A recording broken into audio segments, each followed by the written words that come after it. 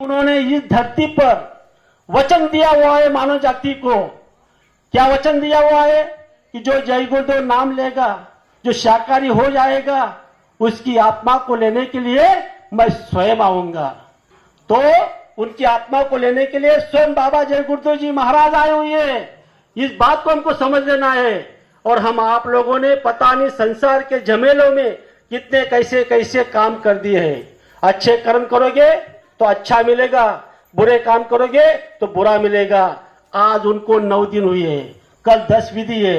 आज भी वो हमारे साथ में, वो हमारे तरफ देख रहे, सत्संग सुन रहे।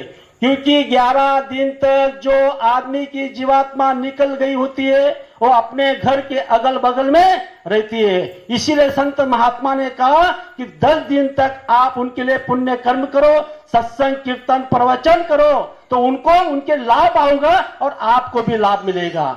यहाँ पर जितने माता पिता भाई बहन बैठे हुए हैं सबको लाभ मिलेगा। यहाँ से कोई भी खाली हाथ नहीं जाएगा। आप सत्संग में आए हो, गुरु का दर्शन कर रहे हो और स्वयं वो आत्मा यहाँ देख रही है लिंग शरीर में। क्योंकि बाबा जय गुरुदेव जी महाराज ने कहा कि ये 5 तत्व का शरीर है। इसे स्थूल शरीर कहते हैं, जल पृथ्वी अग्नि वायु आकाश। और यही गुरु महाराज ने कहा कि साधना द्वारा इस आत्मा को आप निकालो। जो गुरु महाराज ने नाम दिया है तो लिंग शरीर में जाएगी। लिंग शरीर 17 तत्व का है, 10 इंद्रिय, 4 अंतःकरण की शक्ति, 3 गुण। अंतःकरण की शक्ति मन चित्त बुद्धि अहंकार, और गुण रजगुण तमगुण सतगुण, और 5 ज्ञान इंद्रिय, 5 कर्म इंद्रिय। जब यहाँ से वो आत्मा निकलेगी सूक्ष्म शरीर में जाएगी। सूक्ष्म शरीर है 9 तत्व के, वहां तत्व बदल गए। वहां पे अंतःकरण की 4 शक्तियां आई, मन चित्त बुद्धि अहंकार, और तत्व बदल गए शब्द स्पर्श रूप रस गंध।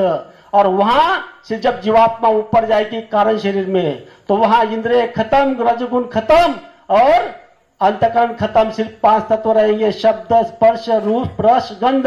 और वहां से कारण शरीर में स्नान करेगी और ऊपर में लिंग शरीर भेद खत्म, अपने धाम जाएगी। तो आज इस धरती पर किसी महात्मा ने जो आवाज नहीं लगाई, वो आवाज बाबा जय गुरुदेव जी महाराज ने मानव जाति के लिए रखी। कौन सी आवाज? हम आए वही देश से जहां तुम्हारा धाम, तुमको तुम्हारे घर पहुंचाना बस एक हमारा काम। गुरु महाराज का दूसरा कोई काम नहीं। सत्य घटना संत महात्मा इस धरती पर बता रहे। आज तक किसी महात्मा ने जो भेद नहीं बताया वो भेद बाबा जय गुरुदेव जी महाराज ने बताया।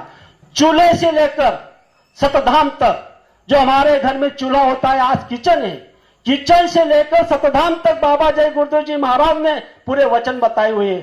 हमारे घर में चूल्हे के अंदर में किचन पर क्या खाना बनाना चाहिए, क्या नहीं बनाना चाहिए, इसका पूरा भेद दिया।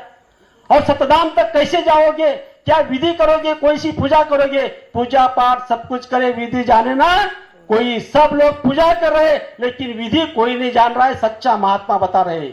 हम आप लोग हमारे आंखों के सामने देख रहे। कोई आदमी अगर मर जाता है उसे 4 खांडिया पकड़ते हैं, एक अग्निकुंड पकड़ता है। उन्हें कहा ले जाते हैं? शमशान भूमि में ले जाते हैं।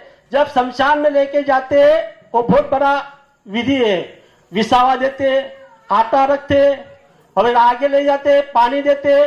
लेकिन मुझे आपको शॉर्टकट में ये बताना है कि बात एक ध्यान से सुनो। सबसे पहले जो मरा होता है उसको अग्निदाह कौन देता है?